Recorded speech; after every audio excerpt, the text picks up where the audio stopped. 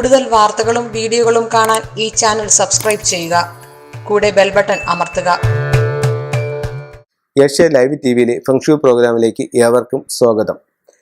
ഇപ്പോൾ നമ്മുടെ വീടിൻ്റെ 8 ദിക്കുകൾ എന്ന് പറയുമ്പോഴത്തേക്ക് പലർക്കും ഇന്ന് ദിക്കുകളെന്ന് തന്നെ പറഞ്ഞാൽ പോലും അറിഞ്ഞുകൂടാത്ത ഒത്തിരി ആൾക്കാരുണ്ട്. ഇപ്പോൾ പുതിയ തലമുറയിൽ ഇപ്പോൾ കിഴക്ക് ഏത് പടിഞ്ഞാറ് എന്നൊക്കെ ചോദിച്ചു കഴിഞ്ഞാൽ ഒരുമാതിരിപ്പെട്ട ആർക്കും അറിയത്തില്ല.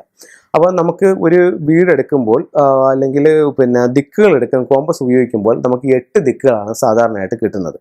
ഈസ്റ്റ്, വെസ്റ്റ്, സൗത്ത്, നോർത്ത്, 4 കോണുകൾ, south west, north east, south east, ഇങ്ങനെ 8 ദിക്കുകൾ, ഒരു ബ്രഹ്മസ്ഥാനം, ഇങ്ങനെ 9 നമ്മൾ ഏതൊരു വീടിനെയും ഏതൊരു വസ്തുവിനെയും ഒക്കെ തരംതിരിക്കുന്നത്. അപ്പോൾ ഇതിൽ 8 ദിക്കുകൾ, ഓരോ ദിക്കുകളും ഓരോ സൗഭാഗ്യങ്ങളാണ് പറയുന്നത്. അത് എവിടെ മലിനപ്പെട്ടു പോകുന്നുവോ അവിടുത്തെ സൗഭാഗ്യം ആ വീട്ടിന് നഷ്ടപ്പെട്ടു പോകാനുള്ള സാധ്യതയുണ്ട്. അപ്പോൾ അങ്ങനെയാണെന്നുണ്ടെങ്കിൽ നമുക്ക് തെക്ക് പടിഞ്ഞാറ്, ഇതിൽ ഏറ്റവും പ്രാധാന്യമുള്ള ഒരു ദിക്കെന്ന് പറയുന്നത് തെക്ക് പടിഞ്ഞാറാണ്. അതായത് 8 ദിക്കുകളിൽ 7 ദിക്കിലും ഓരോ ഈശ്വരന്മാരുണ്ടെന്നുള്ളതാണ് പറയുന്നത്. വായു ഭഗവാൻ, ഇന്ദ്രൻ, വരുണൻ, അഗ്നിദേവൻ, യമദേവൻ, അങ്ങനെ ഓരോ ദിക്കുകളിലും ഓരോ ഈശ്വരന്മാർ പറയുന്നുണ്ട്. അതിൽ കന്നിമൂലയിലിരിക്കുന്നത് പിശാചാണെന്നാണ് പറയുന്നത്. അപ്പോൾ യാതൊരു കാരണാലും തെക്ക് പടിഞ്ഞാറ് ഭാഗത്തൊരു നെഗറ്റീവ് വരാൻ പാടില്ല. അതുപോലെ നമ്മുടെ വാസ്തുശാസ്ത്രത്തിൽ പ്രാധാന്യമുള്ള മറ്റൊരു ദിക്കാണ് ഈശാനകോണ്. ഈശാനന്റെ സ്ഥലം, അതായത് ഈശ്വരന്റെ ശിവന്റെ സങ്കല്പമുള്ള വാസ്തുപുരുഷന്റെ മുഖം വരുന്ന ദിക്കാണ് ഈശാനകോണം എന്ന് പറയുന്നത്. അപ്പോൾ ആ സ്ഥലത്ത് യാതൊരു തരത്തിലുള്ള നെഗറ്റീവും വരാൻ പാടില്ല. അപ്പോൾ നമ്മുടെ ഭാരതീയ വാസ്തു വെച്ച് നോക്കുമ്പോൾ ഏറ്റവും പ്രാധാന്യം അർഹിക്കുന്ന 2 ദിക്കുകൾ, ഒന്ന് കന്നിമൂലയും ഒന്ന് ഈശാനകോണും. അതായത് തെക്ക് പടിഞ്ഞാറ് എന്ന് പറയുന്ന സൗത്ത് വെസ്റ്റ് കോർണറും വടക്ക് കിഴക്കെന്ന് പറയുന്ന നോർത്ത് ഈസ്റ്റും. അപ്പോൾ ഈ 2 ഭാഗത്തും യാതൊരു തരത്തിലുള്ള നെഗറ്റീവും വരാൻ പാടില്ല. നെഗറ്റീവ് എന്ന് പറയുമ്പോൾ നമ്മൾ മെയിനായിട്ട് ഉദ്ദേശിക്കുന്നതെന്ന് പറഞ്ഞു കഴിഞ്ഞാൽ ഈ ടോയ്ലറ്റ് വരാൻ പാടില്ല. അതുപോലെ തന്നെ കന്നിമൂലയിൽ യാതൊരു കാരണവശാലും അവിടെ കിച്ചൺ വരാൻ പാടില്ല. കിച്ചൺ വരുന്നത് അവിടെ വലിയ തരത്തിലുള്ള ബുദ്ധിമുട്ടുകളും ദുരിതങ്ങളും ആ വീട്ടിൽ ഉണ്ടാക്കാനായിട്ട് ആ കിച്ചൺ മൂലം സംഭവിക്കുമെന്നാണ് പറയുന്നത്. അപ്പോൾ അതുപോലെ ഈ ദിക്കുകൾ വളരെ പ്രാധാന്യമുണ്ട്. പിന്നെ ഇവിടെ നമുക്ക് തെക്ക് പടിഞ്ഞാറ് ഭാഗത്ത് ഒരു ടോയ്ലറ്റ് വന്നു, സൗത്ത് വെസ്റ്റ് കോർണറിൽ ഒരു ടോയ്ലറ്റ് വന്നാൽ എന്തൊക്കെ ബുദ്ധിമുട്ടുകൾ ആ വീട്ടിലുണ്ടാവും. അത് കുടുംബനാഥയെ ആരോഗ്യ സംബന്ധമായിട്ടുള്ള പ്രശ്നങ്ങൾ ആ ടോയ്ലറ്റ് ഉണ്ടാക്കും. ടോയ്ലറ്റ് ആയാലും ശരി തന്നെ, കിച്ചൺ ആയാലും ശരി തന്നെ, ആ കുടുംബനാഥയ്ക്ക് ആരോഗ്യ സംബന്ധമായിട്ടുള്ള പ്രശ്നങ്ങൾ. അതുപോലെ മിസ്സിങ്, ആ തെക്ക് പടിഞ്ഞാറ് നമ്മളൊരു വീട് വയ്ക്കുമ്പോൾ തെക്ക് പടിഞ്ഞാറ് ഭാഗം ഒഴിച്ചിട്ടിട്ടാണ് നമ്മൾ ആ വീട് പണിയുന്നതെന്നുണ്ടെങ്കിൽ, അതായത് വീടിനെ സ്ക്വയറായിട്ടോ റെക്ടാങ്കിളായിട്ടോ എടുക്കുമ്പോൾ വീടിൻ്റെ തെക്ക് പടിഞ്ഞാറ് ഭാഗം ഇല്ല എന്നുണ്ടെങ്കിൽ അവിടെ എത്ര പണം വന്നാലും കയ്യിൽ നിൽക്കാതെ നഷ്ടപ്പെട്ടു പോകുന്നൊരവസ്ഥയുണ്ടാവും. അതുപോലെ കുടുംബനാഥയ്ക്ക് ആരോഗ്യ സംബന്ധമായിട്ടുള്ള, ഉദര സംബന്ധമായിട്ട്, യൂട്രസ് സംബന്ധമായിട്ടുള്ള അസുഖങ്ങൾ വരാനുള്ള സാധ്യത ആ വീടിനുണ്ടാവും.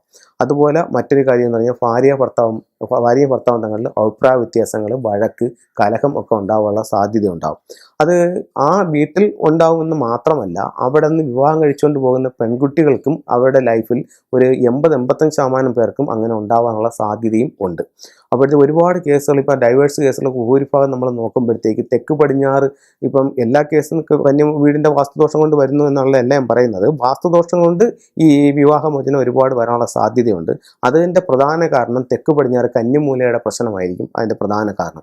അപ്പോൾ ഈ തെക്ക് പടിഞ്ഞാറ് ഭാഗം യാതൊരു തരത്തിലുള്ള നെഗറ്റീവ് വരാൻ പാടില്ല. നെഗറ്റീവ് പറഞ്ഞാൽ ടോയ്ലറ്റ് വരാൻ പാടില്ല, കിച്ചൺ വരാൻ പാടില്ല, മിസ്സിങ് വരാൻ പാടില്ല.